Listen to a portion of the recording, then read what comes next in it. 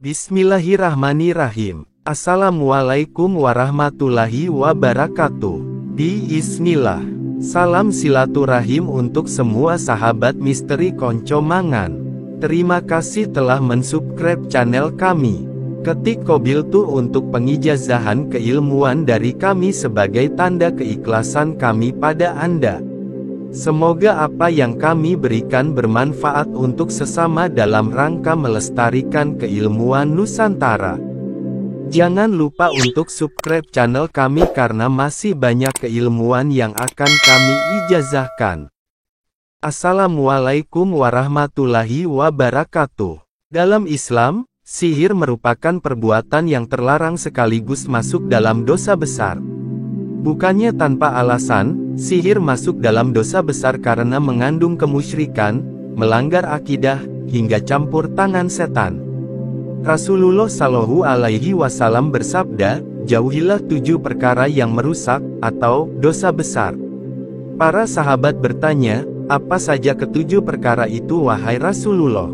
Maka Rasulullah bersabda, syirik kepada Allah Subhanahu wa Ta'ala, sihir, membunuh seseorang yang diharamkan oleh Allah Subhanahu wa Ta'ala kecuali dengan jalan yang benar, memakan harta riba, memakan harta anak yatim, lari dari medan perang, dan menuduh zina terhadap perempuan-perempuan mukmin. Hari Al-Bukhari dan Muslim. Di dalam Al-Quran juga telah dijelaskan, peringatan keras tentang dosa syirik sebagai dosa yang tidak terampuni. Allah Subhanahu wa Ta'ala berfirman, sesungguhnya Allah tidak mengampuni dosa syirik dan mengampuni dosa lainnya bagi siapa saja yang Ia kehendaki. Barang siapa berbuat syirik maka ia telah berbuat dosa besar. Qs. An-Nisa 48. Dengan begitu sudah jelas bahwa mempelajari ilmu sihir merupakan dosa besar. Santet, sihir atau pelet merupakan praktik ilmu hitam yang masih bisa ditemui di zaman modern ini. Praktik ilmu hitam seperti santet bisa digunakan untuk berbagai tujuan jahat, seperti mencelakai seseorang. Berbeda dengan santet berupa pelet yang tujuannya untuk membuat seseorang jatuh hati secara instan. Praktik ilmu hitam santet, sihir dan pelet ini juga ternyata sudah ada dari sejak zaman dahulu.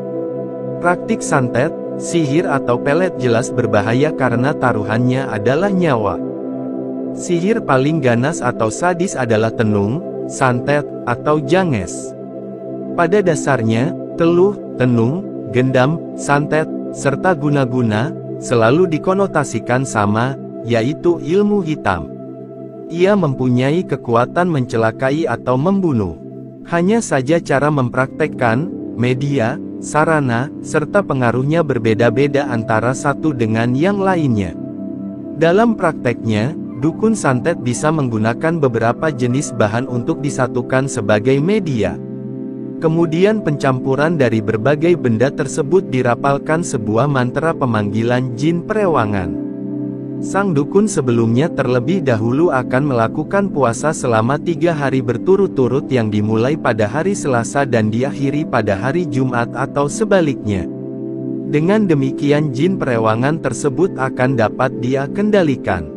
Karakter pelaku sihir. Karakter pelaku sihir juga bermacam-macam tergantung situasi yang mendukung. Ada yang berkarakter hanya melakukan sihir sekali atau beberapa kali lalu berhenti karena merasa korban sulit dipengaruhi. Ada yang berperilaku yang tidak dapat ditoleransi karena hawa nafsu dan situasi yang mendukung. Contohnya pelaku sihir yang berduit bila melihat kondisi korban membaik dia akan mencari sihir yang lebih tinggi sampai korban benar-benar menderita. Menghadapi pelaku sihir yang sudah kalap seperti itu diperbolehkan melakukan hukum kisyos yaitu memohon kepada Allah Subhanahu wa Ta'ala agar perilakunya dihentikan.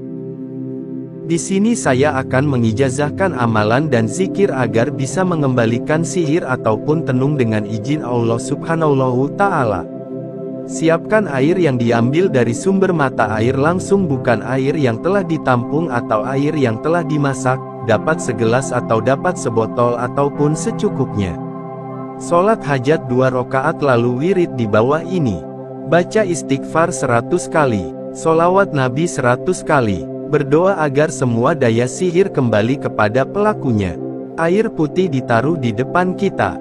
Allahumma ini asaluka bismika ya Hanaan ya Manaan, ya Dayaan ya Burhaan, ya Sultan ya Ridwaan, ya Gufrun ya Subhan, ya Musta'an ya Zalmani wal Bayan dibaca 500 kali. Dikerjakan 7 hari atau 40 hari. Ditiupkan pada air putih tadi dan setelah itu air boleh dibuang dimanapun sebagai tolak bala agar santet kiriman melebur dari tubuh Anda. Bila memang terkena sihir maka ketika wirid terasa kepala seperti mau pecah, berat sekali, pinggang semakin berat dan nyeri, namun bila diteruskan terasa ada yang menarik-narik keluar dari tubuh. Bila korban mengerjakan sendiri, namun bila untuk membantu orang lain yang membantu ada firasat atau tanda yang sulit dijelaskan di sini. Tidak akan terjadi seperti hal tersebut kalau tidak kena sihir. Dan jika ingin mengetahui bahwa Anda terkena sihir maka, baca surat Al-Baqarah ayat 102 secara tartil dan tumaninah berulang-ulang sekali baca misalnya 7 kali. Bila memang kena santet atau guna-guna akan merasa kepala berat, pusing mendadak, mual dan lain-lain. Bila bukan kasus santet tentu tak ada gejala seperti itu. Demikian ijazah dari kami. Semoga membawa kebaikan dan jadi amal jariyah. Wassalamualaikum warahmatullahi wabarakatuh.